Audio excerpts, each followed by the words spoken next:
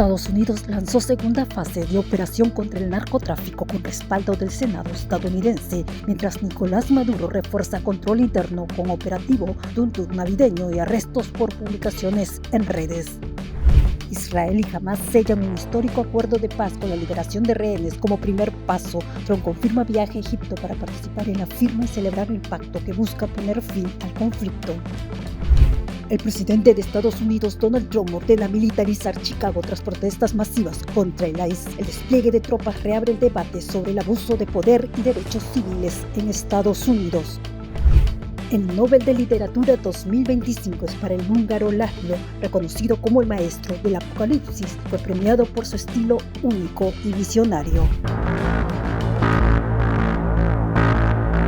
El Senado de Estados Unidos aprobó la fase 2 de la operación Cazanarcos en el Mar Caribe, centrada especialmente en combatir al cártel de los soles, vinculado al tráfico de drogas desde Venezuela. La medida permite reforzar las operaciones militares y de inteligencia estadounidense en la región, con el objetivo de interceptar embarcaciones sospechosas y frenar las rutas de narcotráfico que amenaza la seguridad nacional y regional. El Senado de Estados Unidos votó en contra de una propuesta que buscaba detener los ataques militares ordenados por el presidente Donald Trump. La iniciativa fue rechazada por un estrecho margen de 48 votos a favor y 51 en contra. El proyecto fue impulsado por senadores demócratas, encabezado por Tim Kaine, y contó con el apoyo del republicano Rand Paul. Ambos señalaron que el Congreso debe autorizar cualquier acción y acusaron al gobierno de actuar sin un marco legal claro.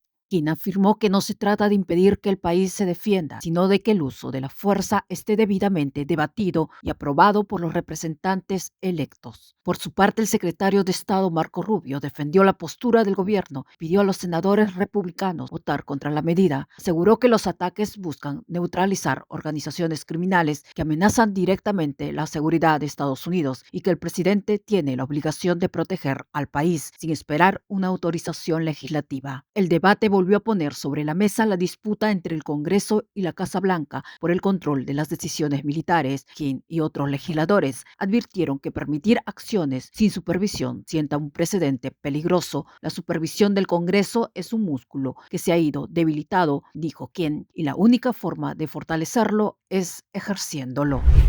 El régimen de Nicolás Maduro ordenó una nueva ola de detenciones sorpresa en todo el país, bajo un operativo denominado Tuntún navideño. La medida fue anunciada por Diosdado Cabello, ministro del Interior y uno de los hombres más poderosos del chavismo, tras informar el arresto de una persona en la isla Margarita por haber escrito en redes sociales el mensaje "Bienvenido los barcos gringos". Hoy agarramos uno en Margarita, para que usted vea.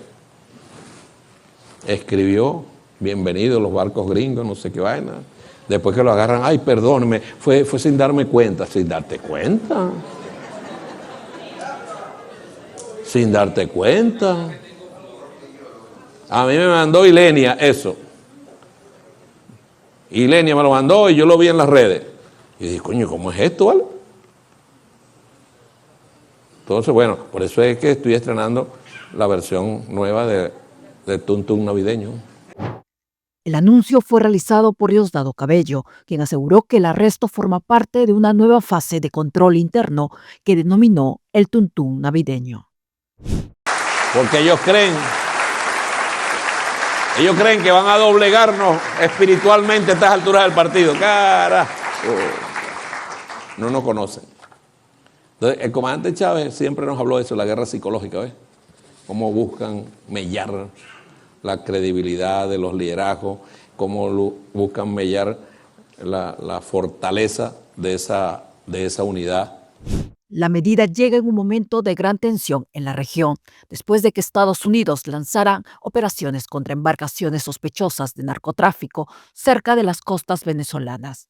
Mientras tanto, organismos como la Corte Interamericana de Derechos Humanos advierten que la represión dentro del país sigue en aumento y que persiste la falta de acceso a centros de detención, como el Helicoide, donde permanecen decenas de presos políticos. El presidente de Colombia, Gustavo Petro, acusó a Estados Unidos de haber atacado una embarcación colombiana en el Caribe. A través de un mensaje en su cuenta de X, Petro afirmó que existen indicios de que la última lancha atacada por Washington transportaba ciudadanos colombianos. Se ha abierto un nuevo escenario de guerra, el Caribe. Indicios muestran que la última lancha bombardeada era Colombia, con ciudadanos colombianos en su interior. Espero que aparezcan sus familias y denuncien. Esto es una agresión contra toda América Latina y el Caribe, aseguró. Sin embargo, rápidamente la Casa Blanca rechazó los comentarios de Petro. Funcionario estadounidense dijo a la agencia de noticias Reuters: Estados Unidos espera que el presidente Petro retracte públicamente su declaración infundada, irreprensible, para poder retomar el diálogo productivo y construir un futuro sólido y próspero para los pueblos de Estados Unidos y Colombia. En respuesta, Petro exigió que Estados Unidos brinde información detallada sobre las víctimas del ataque en el Caribe para poder pronunciarse. El Pentágono no ha confirmado la nacionalidad de los fallecidos ni detalles precisos del ataque, aunque el presidente Trump había anunciado previamente operaciones contra embarcaciones vinculadas al narcotráfico en el Caribe. Esta situación ha elevado las tensiones regionales, mientras el régimen de Nicolás Maduro realiza maniobras militares y Petro exige transparencia sobre las víctimas, advirtiendo que cualquier agresión a ciudadanos colombianos podría tener repercusiones diplomáticas en América Latina y el Caribe.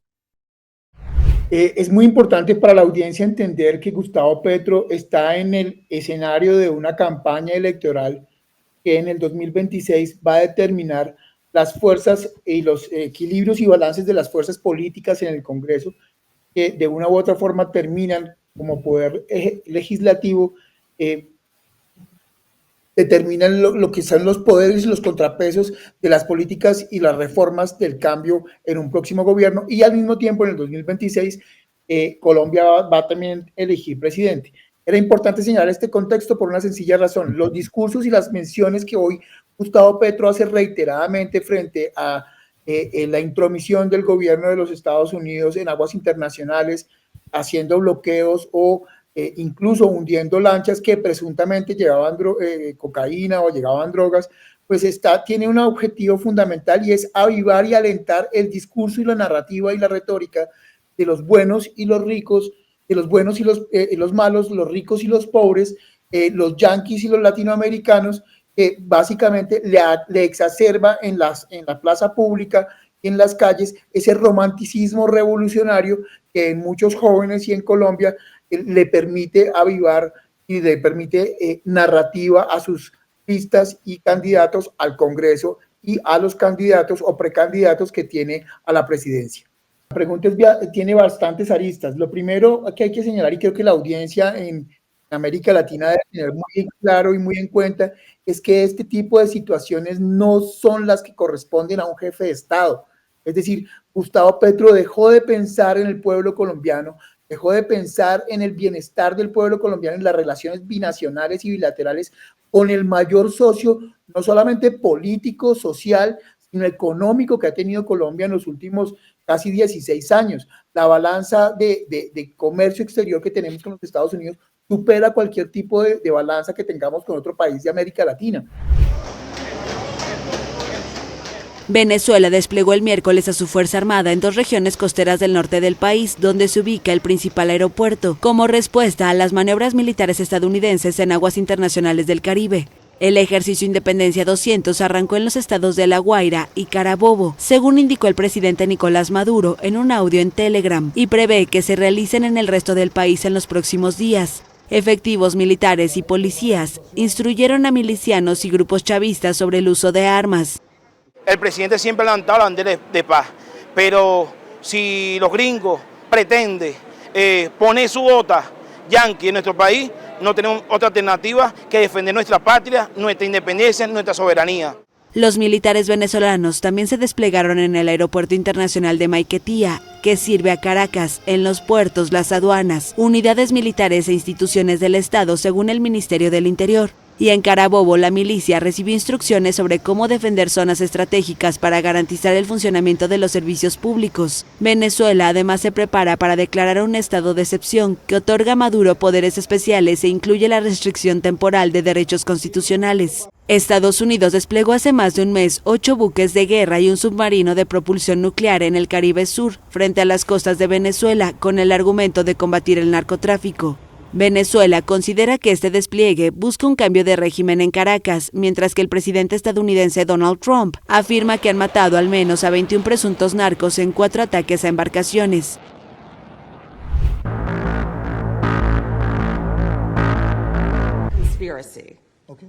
Este fue el preciso instante donde el mundo se enteró a través del presidente de Estados Unidos, Donald Trump, de algo que pocos minutos después se haría de conocimiento global. Por primera vez desde el inicio de la guerra entre Hamás e Israel, las delegaciones negociadoras alcanzaron un principio de acuerdo que hará realidad el fin de la masacre desatada sobre Gaza. Funcionarios de Hamás han asegurado que el acuerdo suscrito por ambas partes no se trata de un alto al fuego, sino de una declaración del fin de la guerra. Según informó Osama Hamdan, un alto funcionario de Hamás, en entrevista con Al Arabi, Israel se ha comprometido a liberar a 250 prisioneros palestinos que cumplen cadena perpetua en Israel, además de dejar en libertad a otros 1.700 detenidos en cárceles israelíes. Abrir 5 cruces para la entrada de camiones de ayuda, con 400 camiones entrando el primer día y 600 camiones diarios posteriormente. La distribución de la ayuda será supervisada por agencias internacionales y la carretera que conduce al cruce fronterizo de Rafah con Egipto estará abierta. Retirar al ejército israelí de zonas densamente pobladas como la ciudad de Gaza, Rafah, Khan Yunis y Gaza del Norte. Se espera que la retirada comience el viernes por la mañana para facilitar el movimiento de los extremistas que preparan a los rehenes para su liberación, garantizar el cese de hostilidades contra el pueblo palestino. Esto además cuenta con las garantías estadounidenses en nombre de Israel.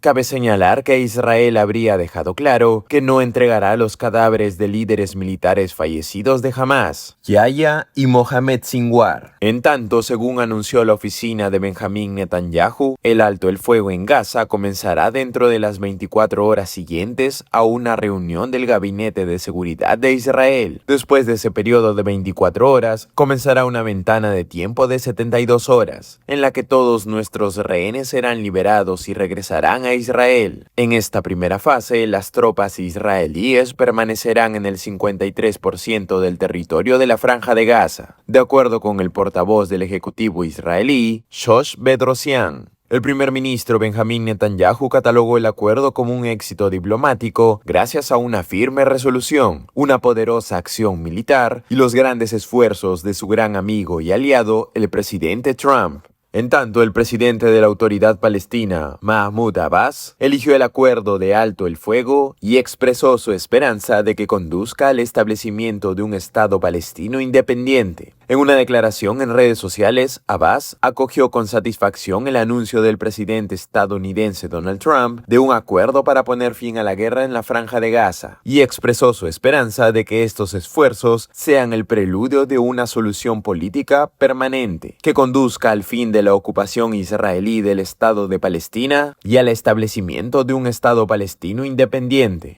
En su mensaje en Truth Social, Trump habla de un gran día para el mundo árabe y musulmán, Israel, todas las naciones vecinas y Estados Unidos, y agradece a los mediadores de Qatar, Egipto y Turquía, quienes trabajaron con nosotros para hacer realidad este evento histórico y sin precedentes. Benditos los constructores de paz. Desde el lado de Hamás, aún hay preguntas por responder sobre su papel en este acuerdo de paz, ya que dentro de las condiciones se encontraban elegir a un comité de palestinos independientes para la gobernanza de Gaza, sin la presencia política ni militar de Hamás, entregar las armas. Según Hamás, ellos no tienen armas, y que para abordar este tema necesitan un proyecto nacional y de liberación. Hamás se ha negado en ocasiones anteriores a deponer las armas. ha dicho que solo las hará cuando se establezca un Estado palestino. Como se sabe, el plan de Trump establece que Hamás no tendrá ningún papel en un futuro gobierno de la Franja de Gaza. Propone que el territorio sea gobernado temporalmente por un comité palestino, tecnocrático y apolítico, antes de ser entregado a la autoridad palestina. Por otro lado, entre otras noticias que fueron surgiendo en las últimas horas tras el acuerdo de paz, según un comunicado de la oficina del presidente israelí, se espera que el presidente de Estados Unidos, Donald Trump, esté en Jerusalén este domingo. Asimismo, se informó que Turquía participará en una tarea conjunta para localizar los cadáveres de los rehenes en Gaza, junto con Estados Unidos, Qatar, Egipto e Israel. Diversos países en todo el mundo han celebrado el principio de acuerdo entre Israel y Hamás. Turquía, Alemania, Reino Unido, Canadá, Rusia, India, Pakistán, Australia, Nueva Zelanda, Argentina, entre otros, felicitaron a Trump y a los negociadores por lograr la paz para la región. Con el fin inminente de la guerra, que se desató hace exactamente 2 años, tras el mortal ataque de Hamás contra Gaza, que dejó más de 1.200 muertos y centenares de israelíes capturados. Diversas agencias internacionales han estimado que el conflicto en Gaza deja más de 237.000 víctimas. Más de 67.000 personas han muerto y más de 169.000 han resultado heridas desde el 7 de octubre de 2023 en el enclave palestino. Como saben, anoche logramos un avance trascendental en Oriente Medio, algo que la gente decía que nunca se conseguiría. Terminamos la guerra en Gaza y, en realidad, en una escala mucho mayor, hemos creado la paz. Creo que será una paz duradera. Ojalá una paz eterna, paz en Oriente Medio. Conseguimos la liberación de todos los rehenes restantes, quienes deberían ser liberados el lunes o martes. Recuperarlos es un proceso complicado. Preferiría no explicar lo que se debe hacer para lograrlo. Hay lugares en los que nadie quiere estar, pero estamos recuperando a los rehenes el lunes o martes, y será un día de alegría. Voy a intentar viajar allí. Estamos trabajando en los detalles. La fecha exacta en la que iremos a Egipto, donde se llevará a cabo una firma adicional. Ya tuvimos una firma en mi representación, pero ahora será oficial. Lo asombroso es que todos los países de la región, desde Qatar hasta Arabia Saudita, los Emiratos Árabes, todos, tanto los más ricos como los menos ricos, se han unido, lo cual es realmente sorprendente. Todos se han unido para esto y probablemente ahora mantienen las mejores relaciones que hayan tenido. Ha sido realmente algo increíble. Nadie pensó que sería posible lograrlo. Y, muy importante, los rehenes vuelven a casa. Celebraciones en la Plaza de los Rehenes de Tel Aviv. Los israelíes festejaron el jueves el anuncio de un acuerdo entre su país y Hamás para poner fin a 2 años de guerra en la Franja de Gaza. La oficina del primer ministro israelí Benjamín Netanyahu aclaró que el pacto que garantiza la liberación de los rehenes solo entrará en vigor tras recibir la aprobación de su gabinete, que se reúne el jueves. Hacía tiempo que no sonreía así y no creo que sea la única. Camino por la calle y siento algo diferente, veo algo diferente y así es como se siente la esperanza.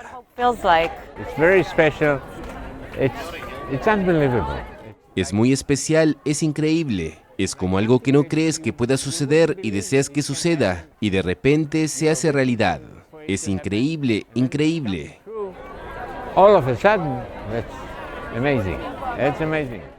En el sur de una franja de Gaza sitiada, devastada y sometida a hambruna según la ONU, los palestinos mostraban su satisfacción.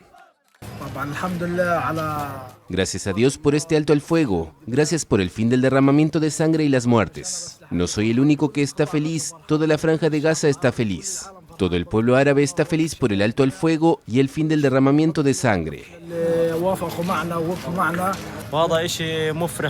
Damos las gracias a nuestros hermanos y a todos aquellos que han participado, aunque sea solo con palabras, para detener esta guerra y este derramamiento de sangre. Agradecemos a nuestros hermanos de Egipto y Qatar por sus esfuerzos para poner fin a esta guerra. Una fuente cercana a los diálogos, consultada por AFP, dijo que el pacto se firmará en Egipto tras 4 días de maratónicas negociaciones indirectas en la localidad turística de Sharm el Sheikh, en las que han participado Estados Unidos, Qatar y Turquía como mediadores. Un funcionario del gobierno de Hamás aseguró a AFP que 20 rehenes vivos en su poder serán liberados a cambio de cerca de 2.000 prisioneros palestinos en cárceles israelíes. El presidente de Egipto, Abdel Fattah al-Sisi, destacó que el acuerdo marca un momento histórico que no solo pasa página de la guerra, sino que también abre la puerta a la esperanza para los pueblos de la región de un futuro definido por la justicia y la estabilidad.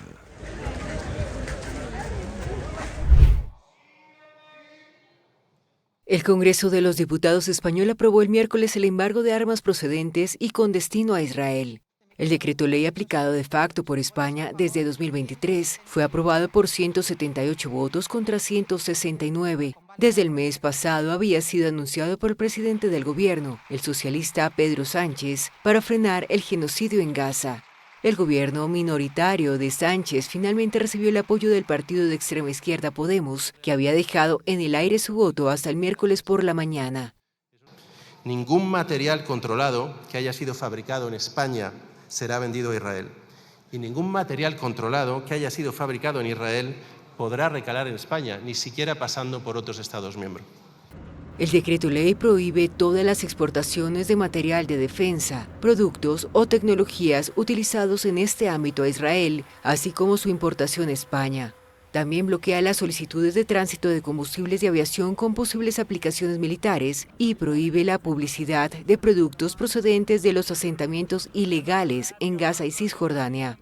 El texto, sin embargo, establece que pueden aplicarse excepciones para salvaguardar el interés general nacional. España es una de las voces más vehementes en Europa con respecto a la ofensiva militar israelí en la Franja de Gaza. En 2024, cuando España reconoció al Estado de Palestina, el primer ministro israelí, Benjamin Netanyahu, retiró su embajador de ese país. Que las dos partes se sienten a negociar en igualdad de condiciones.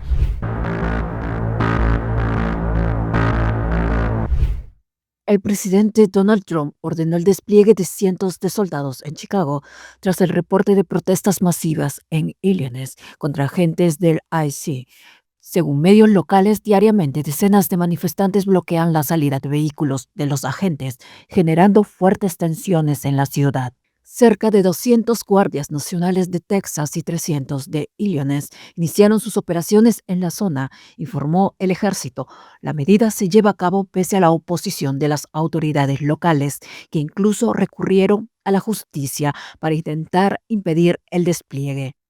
El Comando Norte de Estados Unidos indicó a través de X que estos soldados son desplegados para proteger a los servicios de inmigración y control de aduanas y a otros funcionarios federales y que tendrán el control de las operaciones militares en la zona metropolitana de Chicago.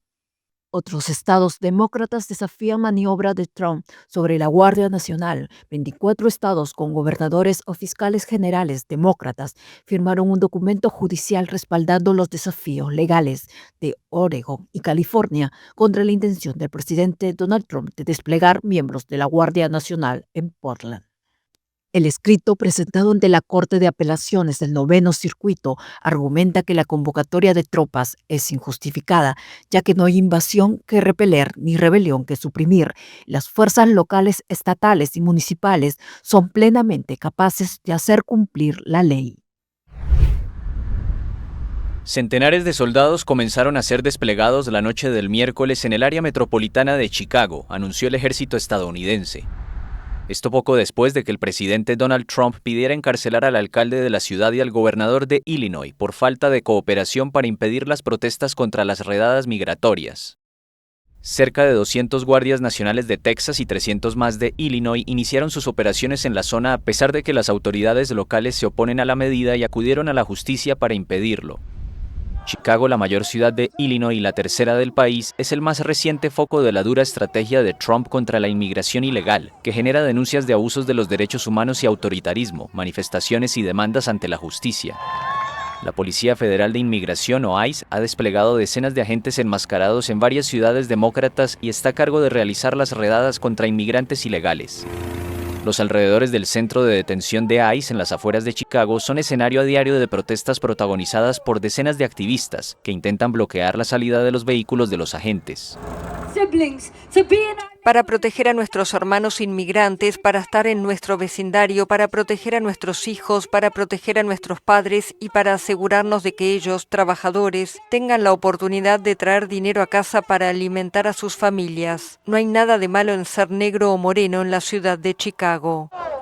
La oposición demócrata impugnó la legalidad del despliegue de soldados ante los tribunales, acusando a Trump de castigar a sus enemigos políticos. El mandatario republicano ya ha desplegado militares de la Guardia Nacional en otras ciudades demócratas como Los Ángeles, Washington y Memphis.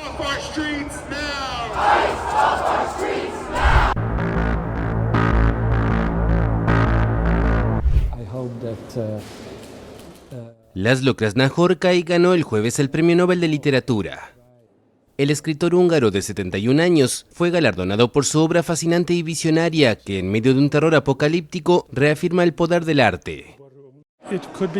Creo que se podría situar en algún punto entre Franz Kafka, que todo el mundo conoce, y el genio austríaco Thomas Bernhard. Su primera novela, Tango Satánico, escrita en 1985, explora los temas de la distopía posmoderna y la melancolía, y sigue siendo su obra más famosa. Allí cuenta la vida de un pueblo en decadencia de la Hungría comunista a través de 12 capítulos, cada uno compuesto por un solo párrafo de una gran extensión.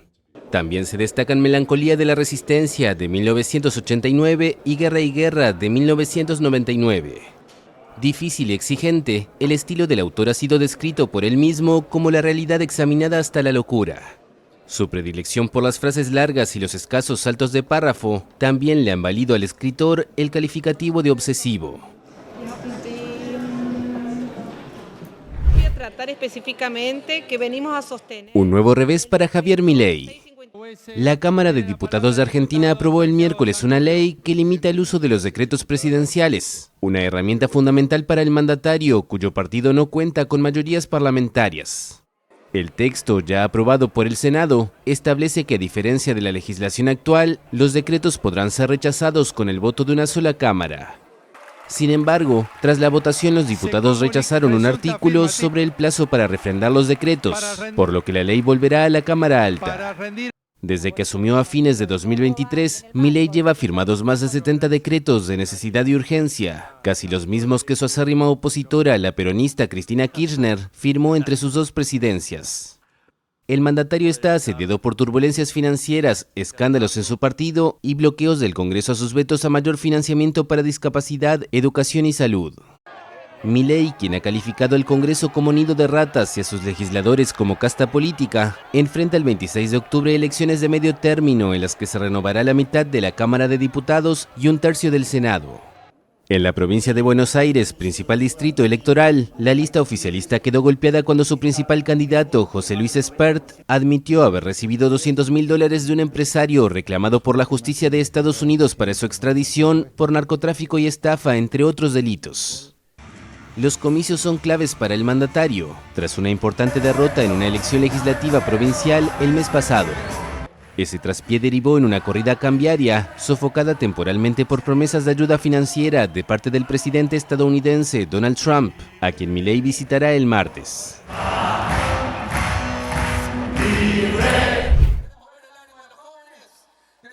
El gobierno del presidente de Ecuador, Daniel Noboa, aseguró que el ataque contra la caravana presidencial de Ecuador durante las protestas de comunidades indígenas por el aumento del diésel fue un intento de asesinato dirigido al mandatario. Definitivamente el nivel de agresión con el que se atacó la caravana denota que esto fue un claro intento de asesinato y un acto de terrorismo en contra del primer mandatario. El martes, unas 500 personas lanzaron piedras y palos contra el convoy en el que viajaba Noboa, en la localidad de El Tambo, en la provincia andina de Cañar. El gobernante resultó ileso. 5 personas fueron detenidas, incluido un hombre de 60 años y una mujer, quienes el miércoles quedaron en libertad porque la justicia consideró su arresto ilegal, según informó la Fiscalía. Sabemos que nunca se puede parar de luchar, que nunca vamos a dejar que ninguna amenaza nos afecte. Nunca vamos a dejar que ninguna amenaza y que ninguna mafia nos vuelva dependientes.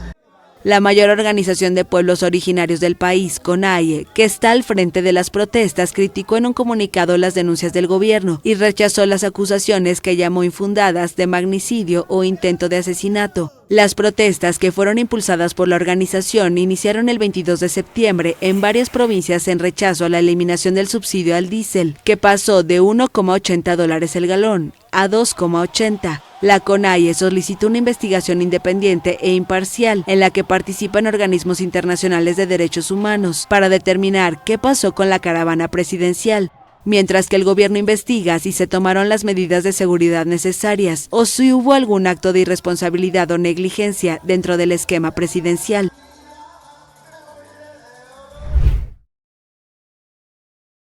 Ecatepec, uno de los suburbios de Ciudad de México, vive entre el miedo y la sed de justicia por la extorsión.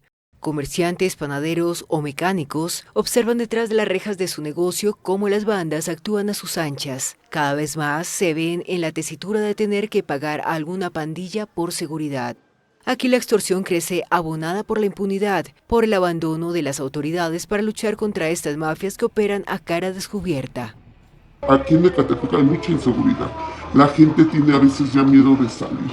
La verdad, incluyéndome, me da miedo a veces salir más porque, pues te comento, yo tengo una niña de 9 añitos y pues la verdad me preocupa, ¿no? Lo que le pueda pasar.